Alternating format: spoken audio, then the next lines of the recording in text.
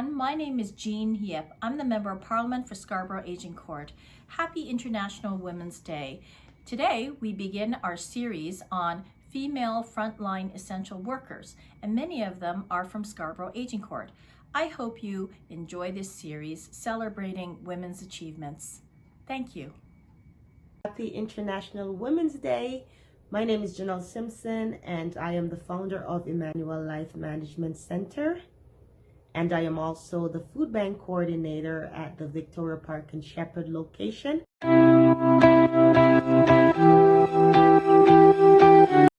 Well, as a grassroots agency, we had our very own challenges.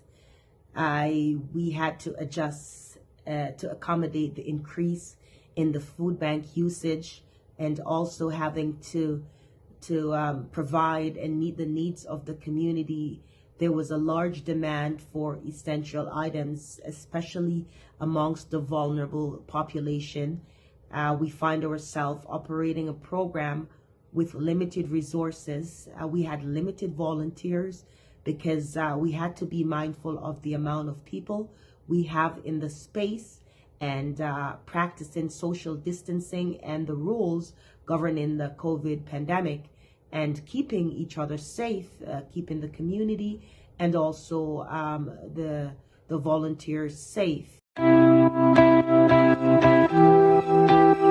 As we acknowledge and celebrate International Women's Day, I believe women need support in all dimensions, in mental health and also emotionally, especially during this time.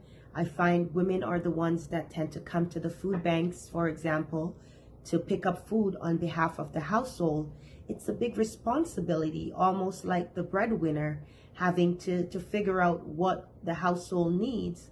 And not only that, but as women, having now during this time, the children being homeschooled, we have to now focus on what really matters, which is what's happening at home.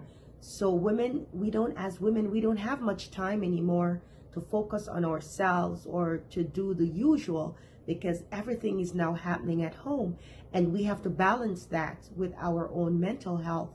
I also believe just having a support group, a support system that allows women to have conversation, to unwind, to feel resilient, to feel self-sufficient, to feel independent, would really help women to strive together and stick together, especially during this time.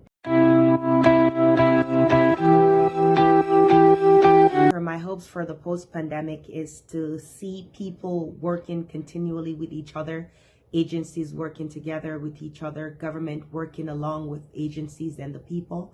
It was like a beautiful revolutionary, and I would love to see that moving forward so we can stand stronger and overcome any future pandemic. Thank you. Hello everyone, my name is Jean Yip. I'm the Member of Parliament for Scarborough Agincourt. All this week we are continuing to celebrate International Women's Day. Now it's International Women's Week. We are highlighting some very special women. They are essential workers, and we are honoring their achievements, especially during this COVID-19 period. I hope you'll take a listen and see what special things they've got to say. Thank you.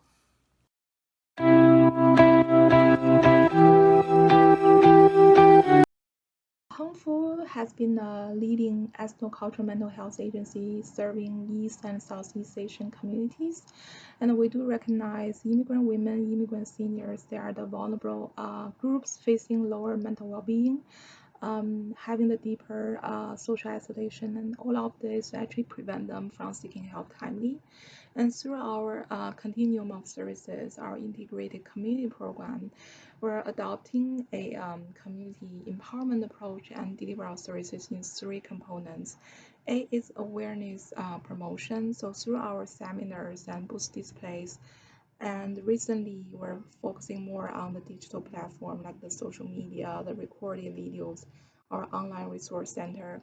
So we hope to do the community outreach and education and spread out the message to a larger audience. And B is building capacity. We identify the leaders in our communities train them as our health ambassadors and peer leaders, and also build the capacity to the service providers and frontline staff, and build the capacity in the community through those community mobilization campaigns. C is connectedness. So we have peer-led senior groups, immigrant women groups, leisure clubs, and to facilitate the social participation and integration to this target audience and groups. So through all of this, we try to improve everyone's mental health literacy, reduce the stigma against mental health, promote the health-seeking behavior, and help them to make the informed and independent decision. Moving beyond the pandemic, I think it's really key to recognize and adapt to the new normals. On one hand, we need to continuously improve our quality on health, safety, and risk management procedures and policies. And also, we anticipate that our service shift to the digital platform. We need to internally increase our IT capacity and also in our community address the digital equity issues. And of course, the timely access to the culturally competent mental health services has always been the issue we've been addressing in the community. And especially during the pandemic time, we're facing this overwhelmingly increasing service demands. And to address these demands, we really need the collaboration from our community and healthcare service partners, and also our involvement from our trained health ambassadors and peer leaders, and also the long-term commitment from the founders, and also the generous contribution from our donors. So thanks again for inviting us to do this sharing, and happy International Women's Day. Some of the gender stereotypes and biases that I have experienced working in this field would be other agencies, especially when it comes to male staff, they often don't necessarily address me. They'll often address my male counterpart, or they will just assume that I don't know as much about the services that a client might need.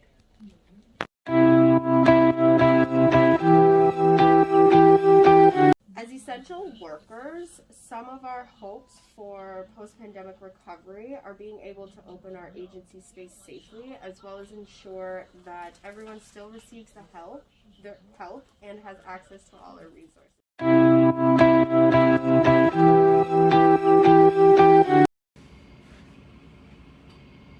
COVID-19 is a disaster. It has tremendous impact to almost everybody. As a pharmacologist and a CEO of PBG Biopharma, I have been very busy to lead our scientific team to research and develop therapeutics against COVID-19 virus. In addition, and we also made some high-quality PPEs, such as medical masks, sanitizers, and we also distributed them to the communities and the people. So I'm a wife, I'm a mother, I'm also a daughter. So I also need to look after my family to make sure everyone is healthy.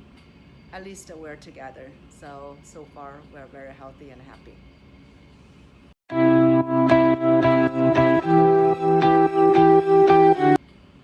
First of all, I'm very confident our life will go back to the normal very soon.